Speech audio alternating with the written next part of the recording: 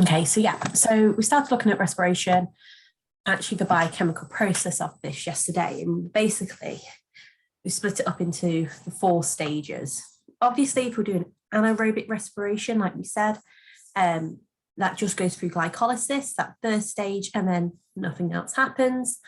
And that's it for anaerobic respiration. Whereas if it's aerobic respiration, it goes through glycolysis, then the link reaction, then the Krebs cycle, and then finally the electron transport chain / oxidative phosphorylation, just depending on which one we call it, but it makes no difference really.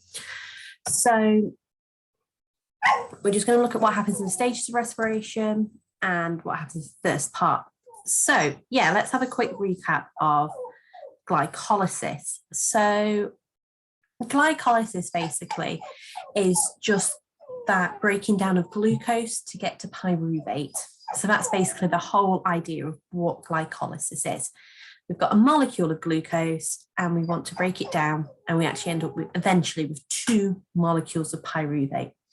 So what happens is we've got our cell here, and inside our cell, in the cytoplasm of the cell, glycolysis takes place. So glucose, as we know, is a 6-carbon molecule, and glucose is phosphorylated by 1 ATP molecule. So that happens here. So what happens is glucose is inside the cytoplasm, ATP comes along and it phosphorylates glucose. Therefore, what should happen is glucose then gains the phosphate, the inorganic phosphate, and the ATP becomes ADP. We lose that ADP and that goes elsewhere. So at that first stage, we've now got a glucose, 6-phosphate molecule. So first part of glycolysis, glucose phosphorylated by that 1 ATP molecule, and it creates a molecule of glucose 6-phosphate. Then what happens is glucose 6-phosphate, that happened really fast, is converted to fructose 1-phosphate, and a second ATP molecule phosphorylates fructose 1-phosphate, and that forms hexose 1,6-bisphosphate. Yesterday, I just called it hexose bisphosphate, and that's fine. That's often what we generally call it. So again, show you here, we have that glucose 6-phosphate, comes fructose, then it's phosphorylated by ATP, and it becomes hexose 1,6-bisphosphate.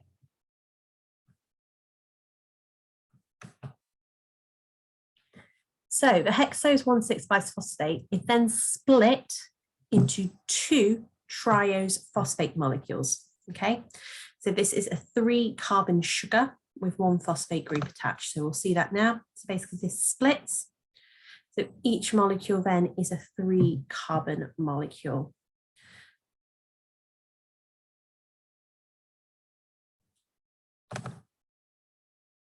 Then those triose phosphate molecules are dehydrogenized. So dehydrogenase enzymes remove 2 hydrogen atoms from each of the sugars.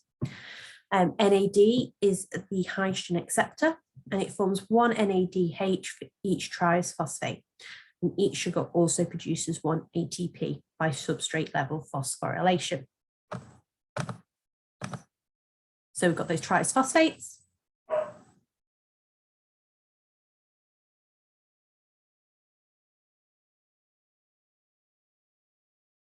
They are dehydrogenated, and that hydrogen is accepted by NAD, and we get reduced NAD being formed.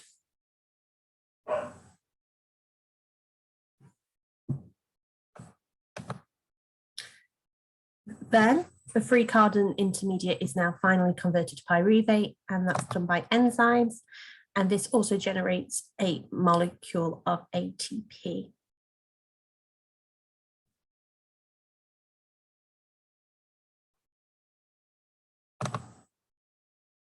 So I'm going to quickly draw that out again like we did yesterday. So go to new share, whiteboard, share. So I prefer it like this because you can see it a lot clearer and simpler. I'm going to talk it through really quickly one more time. So glycolysis. We've got our glucose molecule here. Our glucose molecule is phosphorylated by ATP, which becomes ADP. See that inorganic phosphate is going to go here. My pen's not working properly.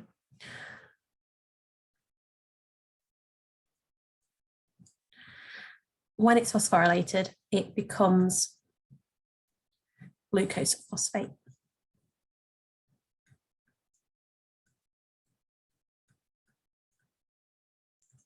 Glucose phosphate is then phosphorylated, and then that becomes 2 lots of triose phosphate. So basically, no, it doesn't. Skipped a stage, ignore me. It becomes hexose bisphosphate. Hexose bisphosphate. So again, these are still 6 carbon molecules, 6 carbon compounds. Again, it's phosphorylated by ATP, which means we've got ADP being formed. The inorganic phosphate gets added here. Hexose bisphosphate gets split. It is split into 2 triose phosphate molecules. So each triose phosphate molecule is a 3 carbon molecule. And then finally, the triose phosphate is oxidized. So what happens here is we eventually get to pyruvate. So I'm going to put pyruvate here. Pyruvate. And this happens because our triose phosphate is oxidized and we get 2 molecules of pyruvate being formed. And when it is oxidized, it's oxidized through dehydrogenation. And so what happens is 2 hydrogen molecules are lost. So we lose 2 hydrogens. And they are accepted by NAD. I'm saying 2 are lost. It's 1 per triose molecule. Okay. So 2 hydrogens lost. NAD collects that hydrogen, it's a hydrogen acceptor, so then it becomes reduced to NAD. Also, 4 ATP are produced, so they're regenerated, 2 per triose phosphate molecule. So we've got 4 ADP, and when this happens, they pick up those 4 inorganic phosphates and form 4 ATP. That is glycolysis. We can split it up into 2 sections and call this top section phosphorylation, because we're adding phosphates, and the bottom section can be broken up and described as oxidation. Really important to remember that the net gain of ATP at this point is only 2. Whilst we make 4 down here, we've used 1 here. Oops, used 1 here and another 1 here. So our products, what happens to them? So our NADH is going to be used later during oxidative phosphorylation. If this is going on to aerobic respiration. And our pyruvate is going to be used in the link reaction. I'm going to go to the link reaction if this is aerobic respiration. So that is what happens at that point. So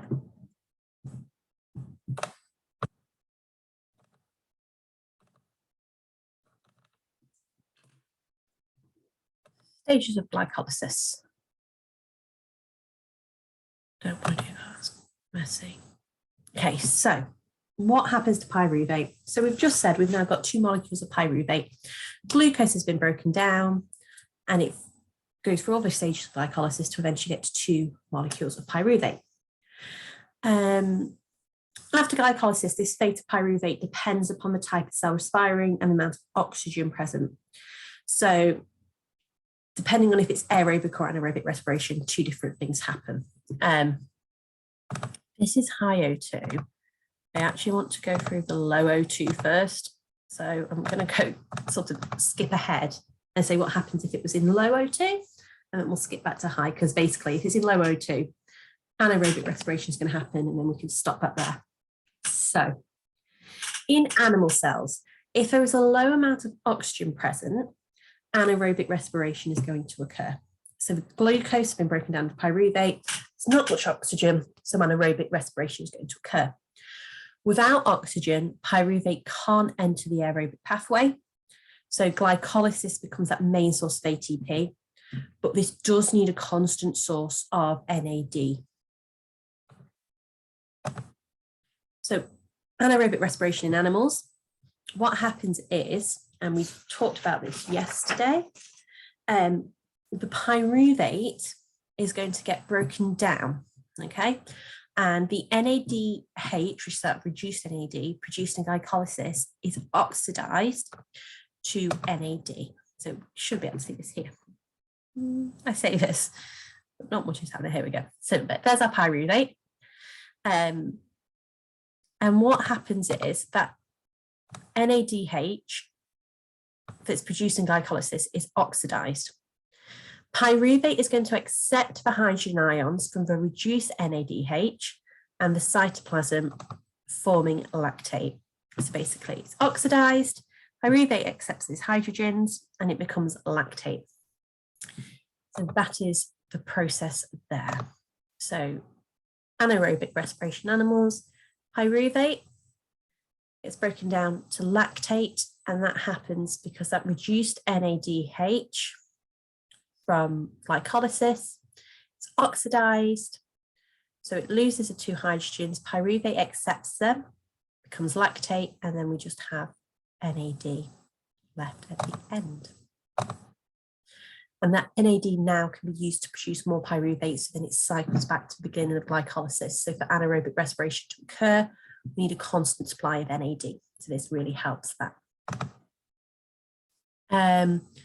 Anaerobic respiration outside the animal kingdom, so in plants and bacteria, without oxygen, pyruvate can't enter the aerobic pathway again, exactly the same.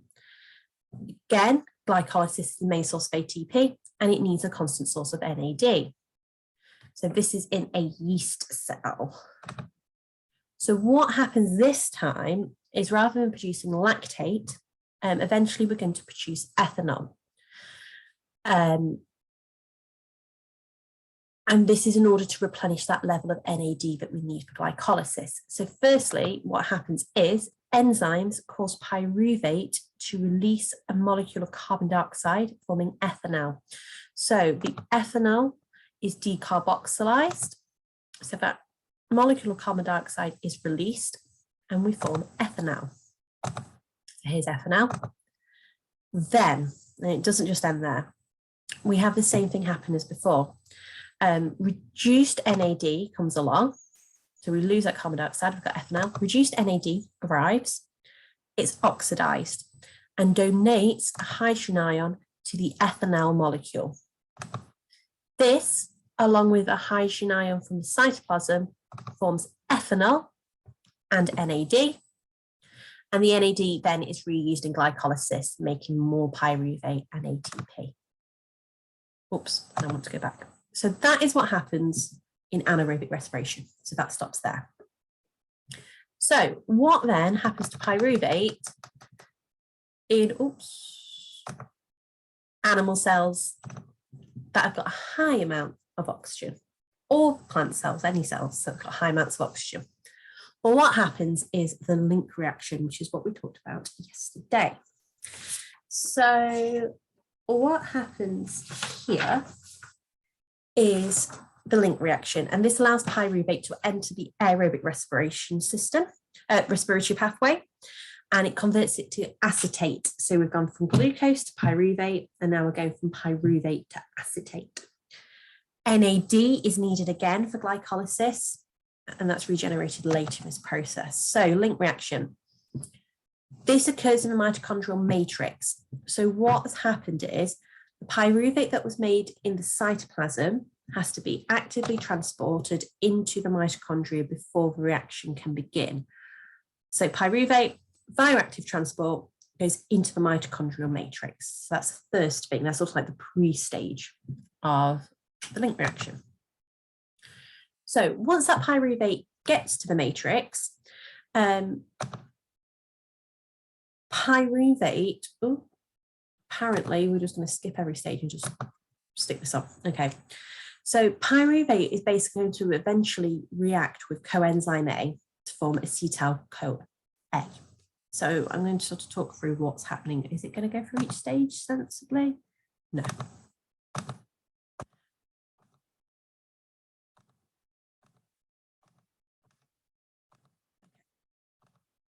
So what happens here? To get from pyruvate to acetyl coenzyme A, we have to basically go through a few different stages. And actually there's a midway molecule here, which is acetate. So pyruvate is decarboxylated here straight away. It's decarboxylated, loses its carbon dioxide molecule. Then pyruvate is also oxidized.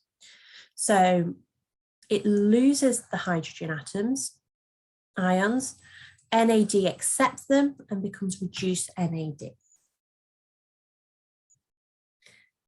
We've then got a molecule of acetate at this point, and coenzyme A comes along, joins with acetate, bonds, and it forms acetyl coenzyme A. Oops.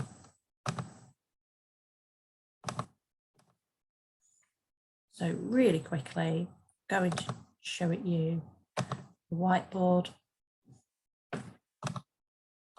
So link reaction, we've got that pyruvate that we made in glycolysis. Pyruvate is a free carbon molecule. So remember, this happens twice. The link reaction happens twice per glucose molecule. Okay. It's going to happen twice per glucose molecule. This is the link reaction.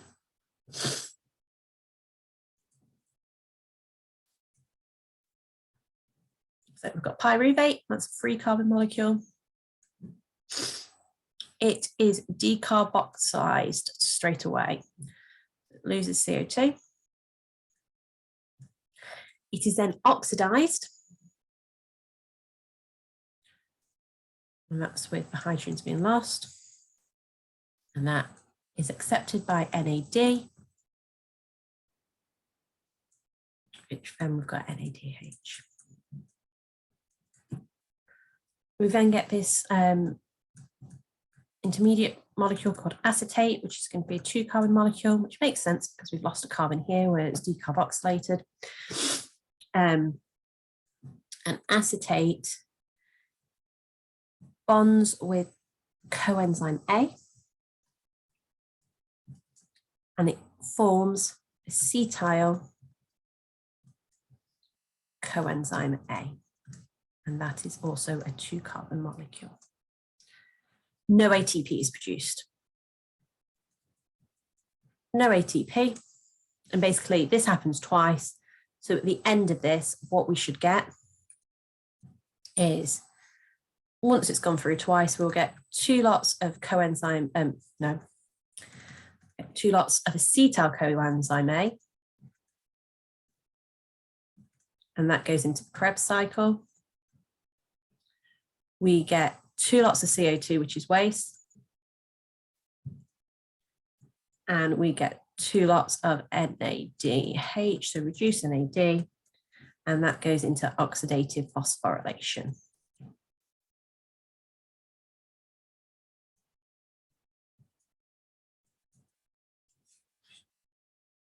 So that is our link reaction. We've gone from glucose to pyruvate, and now pyruvate to acetyl coenzyme A.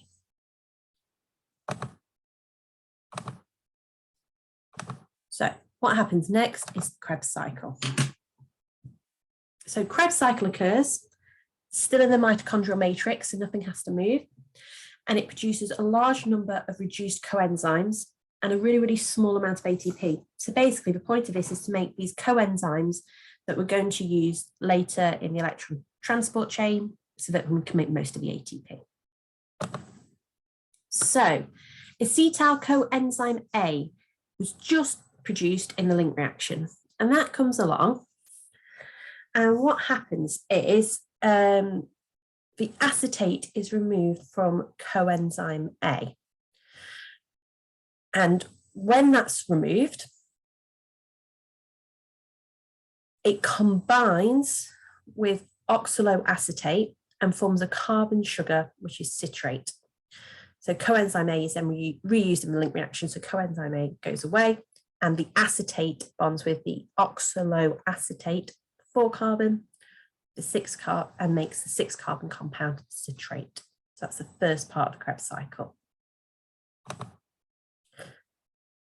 Then our citrate is decarboxylated, and it's decarboxylated because it loses that molecule of CO2 here, okay?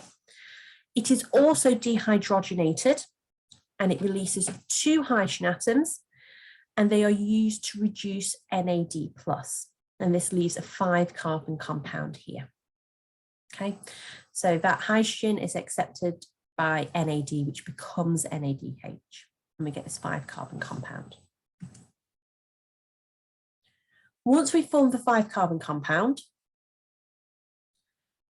this 5 carbon compound is again decarboxylated, so we lose carbon dioxide again, and dehydrogenated. So we release CO2 and we reduce another NAD. So then a 4 carbon compound is produced. Now, what you will find in your textbooks and what I showed yesterday is we often actually don't show this intermediate 4 carbon compound. We actually show all the other dehydrogenations before getting to oxaloacetate. It's fine, you can add it in or not. It just varies, but it's good to show you that sometimes it's there. Then this first 4 carbon compound is converted into another 4 carbon compound. So this is my point. You don't actually just say all these many times, we get these 4 carbon compounds appearing. And when that happens, it regenerates a molecule of ATP by substrate level phosphorylation. So it's one of those intermediate molecules we talked about before. The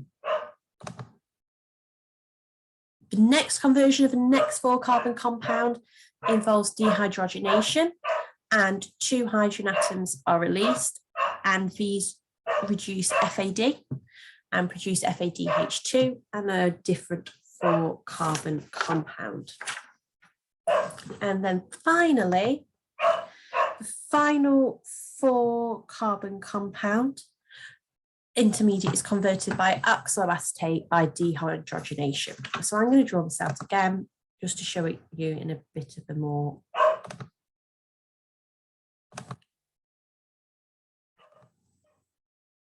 careful way. So what happens is we get that acetyl coenzyme A, which has come from the link reaction.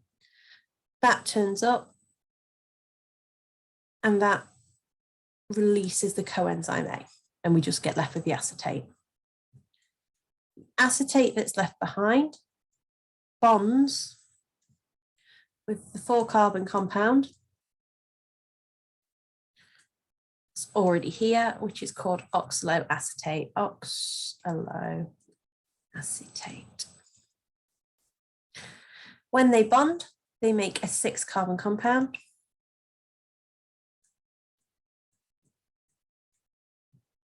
Which is citrate.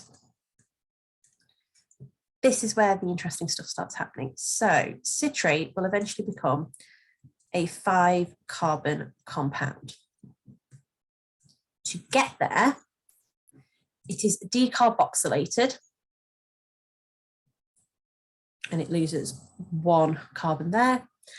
And it is also dehydrogenated through oxidation, and NAD accepts the hydrogen. And that gets us to our 5 carbon compound. Now, that other version that I showed you all those intermediate molecules. We don't need to have them on. We can actually just say from 5C to 4C, this is then what happens. So then what happens? To get from a 5 carbon compound back to oxaloacetate, it is decarboxylated again. So it loses a carbon dioxide. Then it's dehydrogenated, and NAD accepts the hydrogen and becomes NADH. Then an ATP is regenerated, and that's by that substrate level phosphorylation. So the ADP joins with the phosphate from substrate level phosphorylation to form 1 molecule of ATP. Then dehydrogenation again, and FAD this time accepts the hydrogen to become reduced FAD. And then dehydrogenation again, where NAD accepts hydrogen and becomes reduced NAD. And we get back to oxaloacetate, and then the cycle can happen again. Again, Krebs cycle. It's going to happen 2 times per glucose molecule. So it's really important to remember this happens 2 times per glucose molecule. So what happens to everything that we've got here? Well, let's have a quick chat about it. So coenzyme A, that goes back to the link reaction. Our oxaloacetate gets reused in the next Krebs cycle.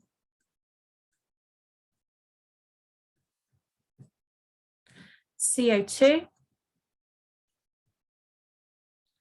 is going to be waste.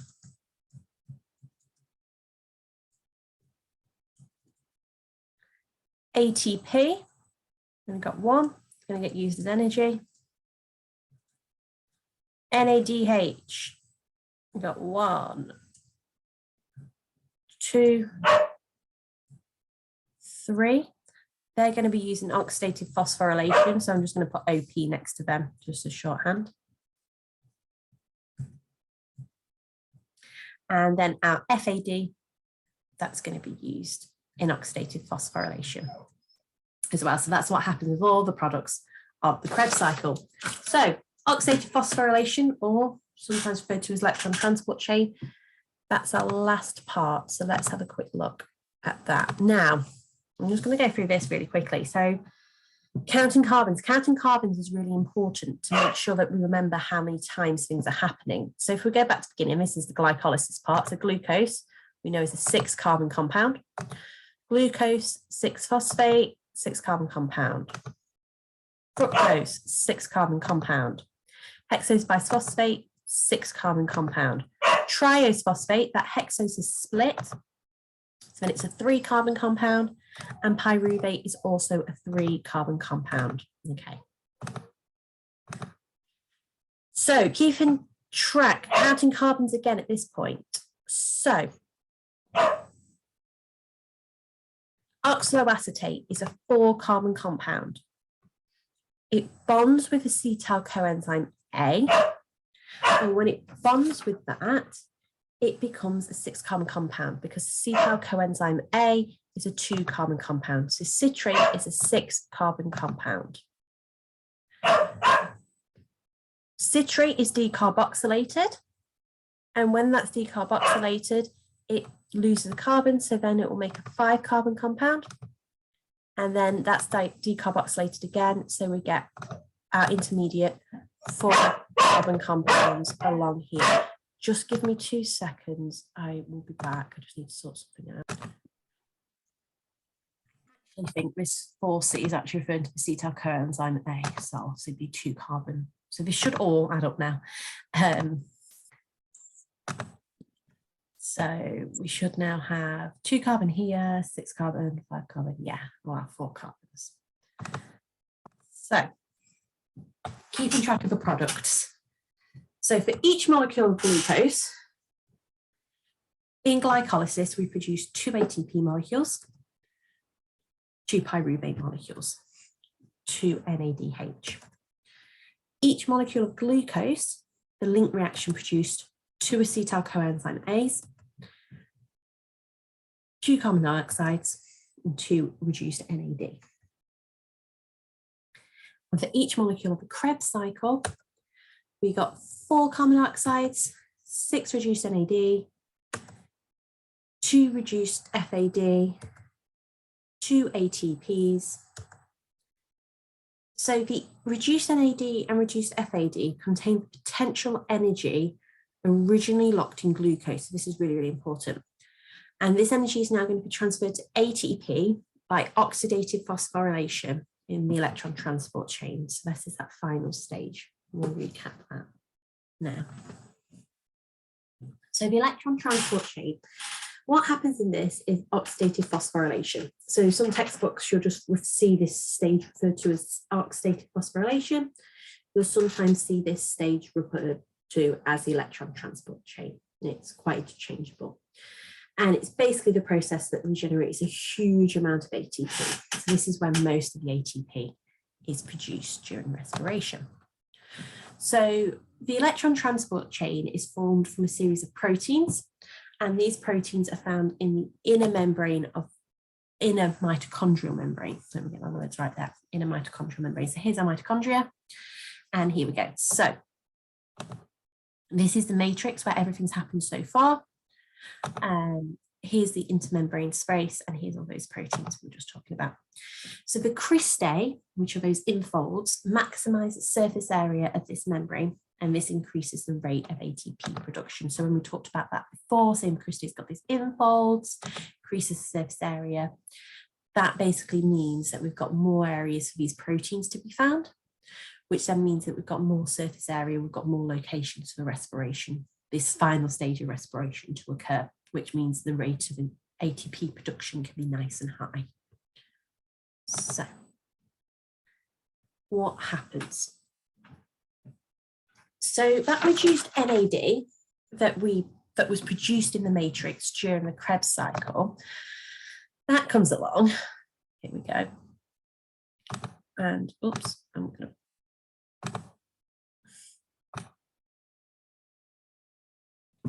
Here we go. Right. So what happens here is we've got that reduced NAD.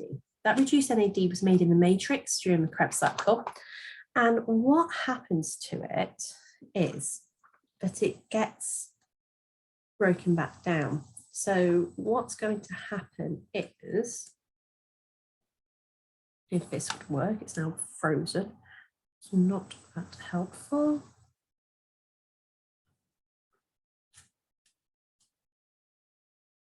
Why is this frozen? Yeah. So hydrogen atoms are going to be released from that reduced NAD, and it's also going to happen from reduced FAD.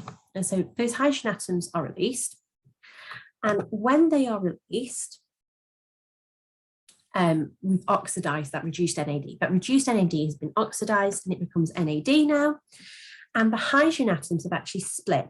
And they split into protons, as in H plus ions, and then the electrons. Those electrons have moved down the electron transport chain, made up of electron carriers, okay? And they lose energy at each carrier. So what happens is, they go into this NADH dehydrogenase. Then, those electrons are now going to be passed along that electron transport chain. So they're getting moved from one to the other to the other. And as this happens, the energy used by the electron carriers to move them pumps protons from the mitochondrial matrix into the intermembrane space. Okay, so we've got them going from the matrix into the intermembrane space. Now, this might look like the opposite of my diagram that I drew yesterday. It's just upside down. So on this diagram, they've got the matrix at the top and the intermembrane space at the bottom, and I had it the other way around. You will find this happens a lot with textbooks, and because there's nobody on top or bottom, So again, the electrons get passed from each electron carrier.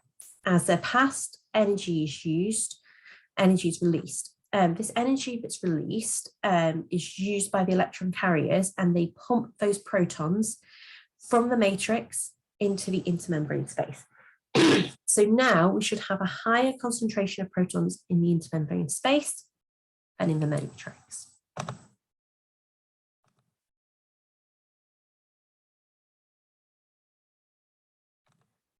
Now the intermembrane space is impermeable, so what we should start to get is this high amount of hydrogen ions being formed in the intermembrane space. This diagram's not great because it's only showing 2, which should really be a lot more, but it's fine. And now, because we've got this electrochemical gradient that's been set up, our hydrogen ions are going to move down the concentration gradient. And they do this by going through ATP synthase. And this is embedded in the inner mitochondrial membrane. And what this does is this movement drives the synthesis of ATP from ADP and the inorganic phosphate. So you can see as it moves, that ATP is regenerated. So the next hydrogen ion is going to go through, and exactly the same thing's going to happen. So basically, every time a hydrogen ion passes through ATP synthase, an ATP molecule is synthesized.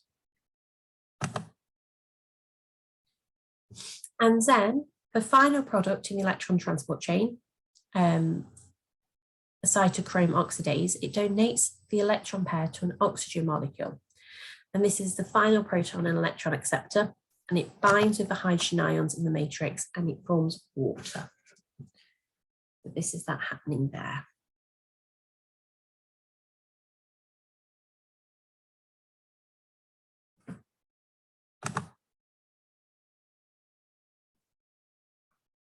So the donation of those electrons to the oxygen molecule releases enough energy, and it actually pumps another hydrogen ion across the membrane, and this can be used to regenerate another final molecule of ATP.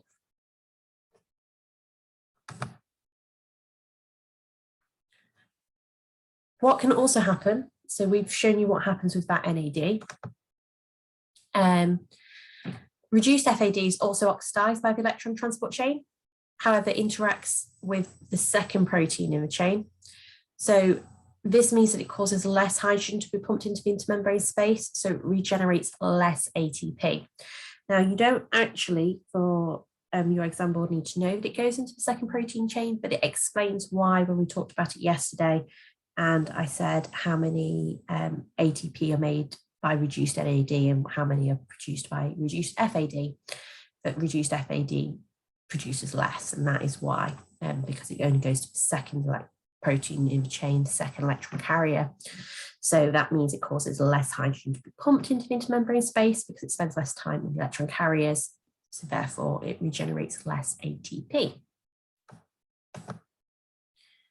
So that is a very confusing mess. So let's have a little chat about what happens in the electron transport chain then, and fill in these gaps. So those reduced coenzymes, NAD and FAD, reduce the first carrier protein in the chain by donating their electrons, and this releases protons into the intermembrane space. Now we're going to call them protons, or we're going to call them hydrogen. We're going to call them protons for now. Electrons are passed from carrier to carrier, and this happens in a series of redox reactions. The energy released as a result of these reactions is used to pump protons into the intermembrane space.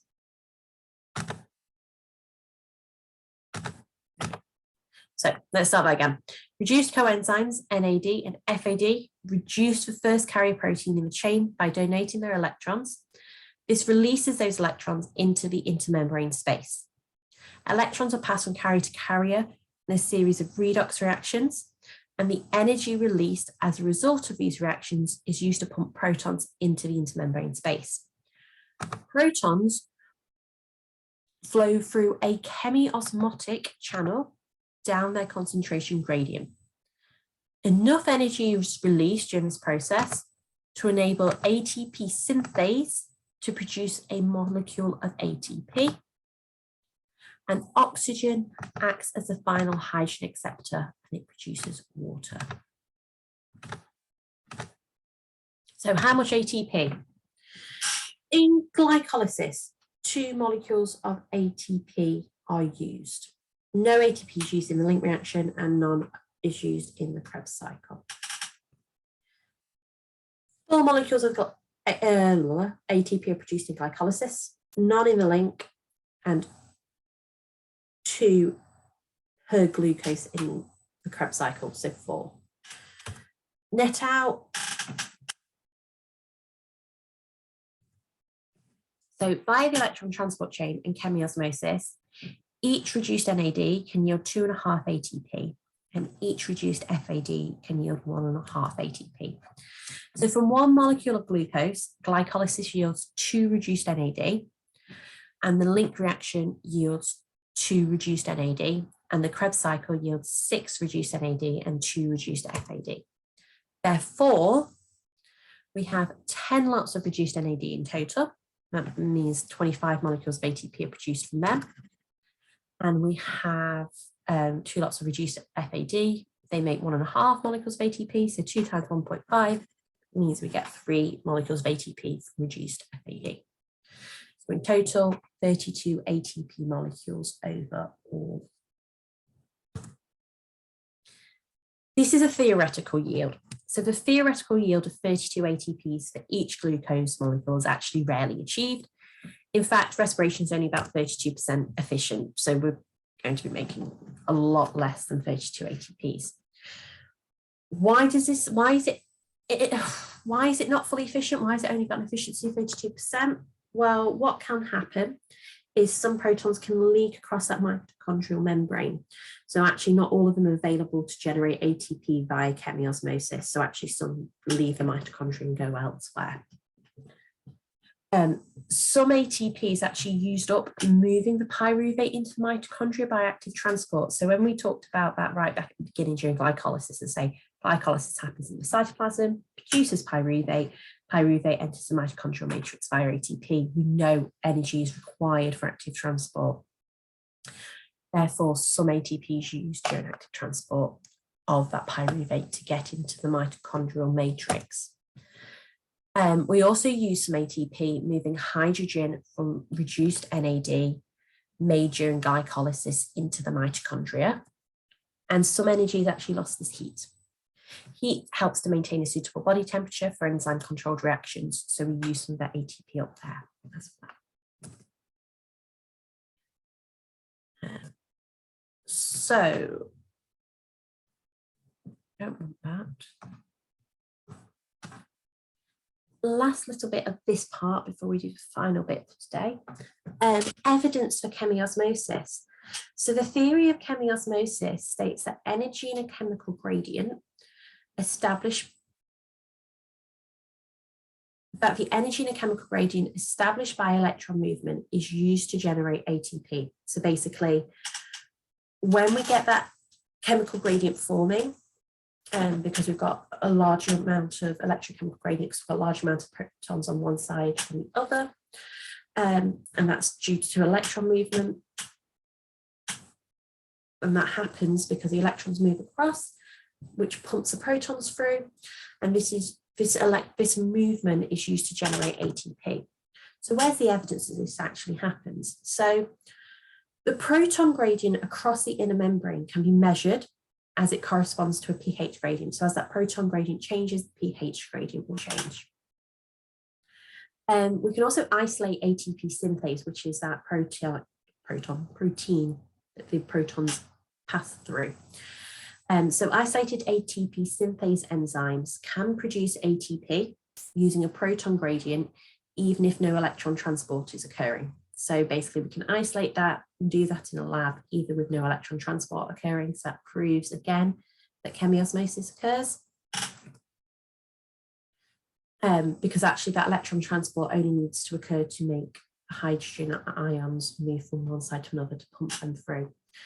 So if we actually just flood it from one side with hydrogen ions and the other side doesn't have any, then we get that natural barrier being natural gradient forming. And then finally, chemicals that block the electron transport chain inhibit the formation of a proton gradient, and then prevent ATP synthase. So that's another proof. So the final bit for today, I think I've just got to move something. Let me just stop my share for a second. Let me just get this up. Final little bit is studying respiration. So actually what we're going to look at, we probably won't finish this. Actually, no, we probably will. Actually, it's quite short. How we could study respiration. A bit like when we were looking at all those experiments for how we would study photosynthesis.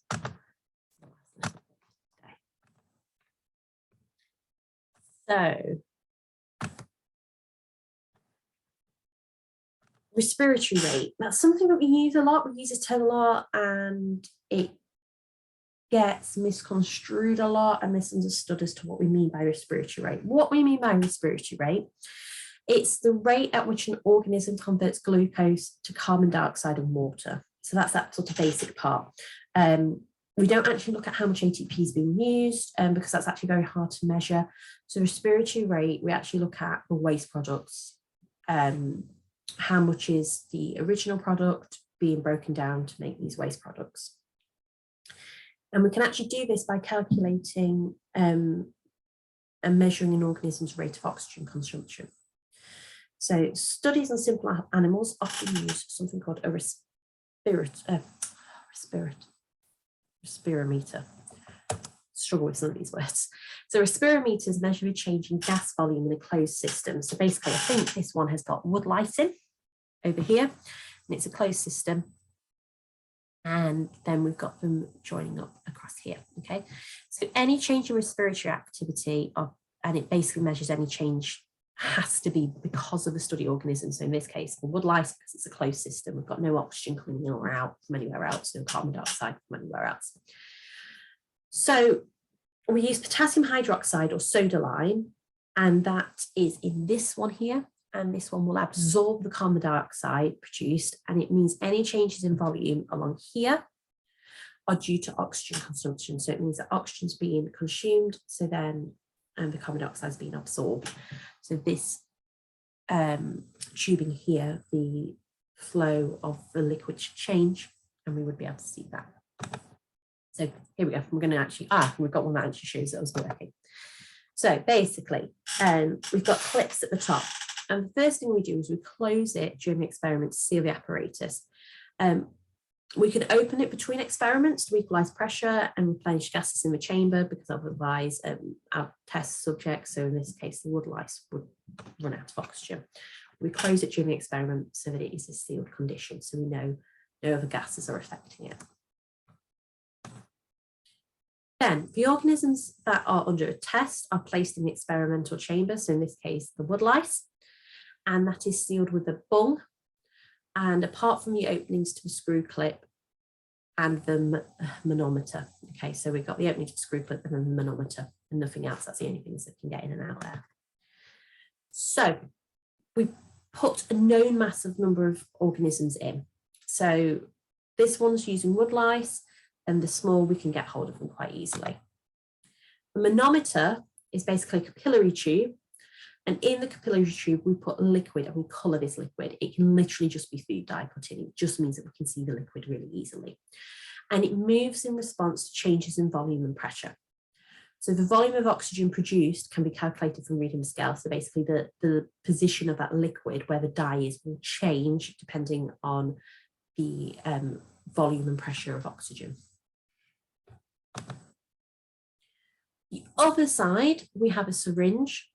And this is to ensure that the manometer fluid level is equal on both sides. So basically we can increase or decrease the amount of gas that's in there. So we can push gas in or release gas to basically set it up level on both sides. So basically both sides have to be level on the manometer for it to work during this experiment.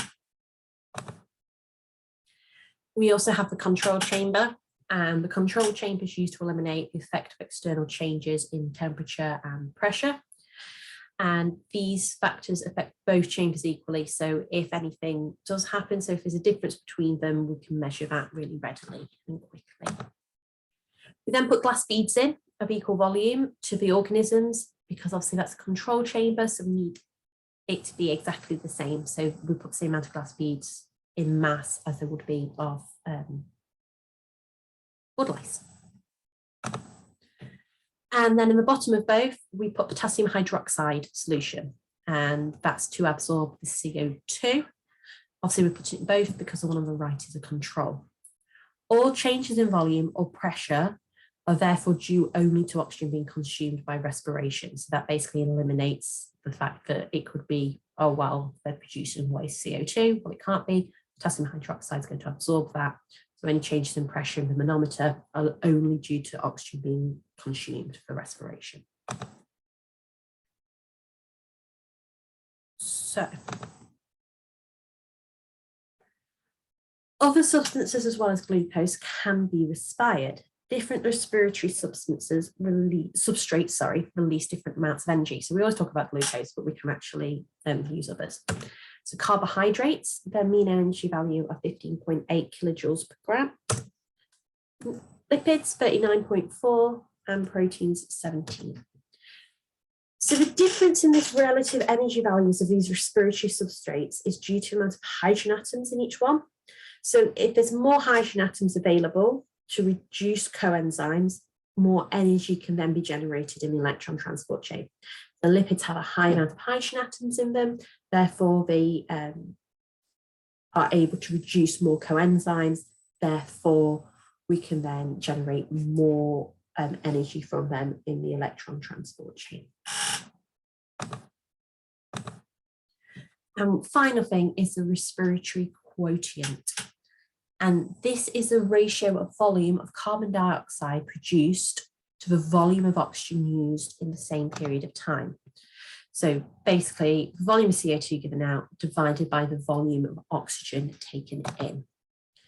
So our respiratory quotient gives us an indication of the respiratory substrate being respired and whether the respiration is aerobic or anaerobic. So from this, we can work out if it's glucose, carbon dioxide, lipids, proteins that are being used as a substrate, and then whether it's aerobic or anaerobic. So here's an example. Anaerobic substrate would be glucose. We'd be expecting a respiratory quotient less than 1. Aerobic, if it was carbohydrates, respiratory quotient of around 1. Proteins, approximately 0.9. And lipids, approximately 0.7. So that is where we will finish for today.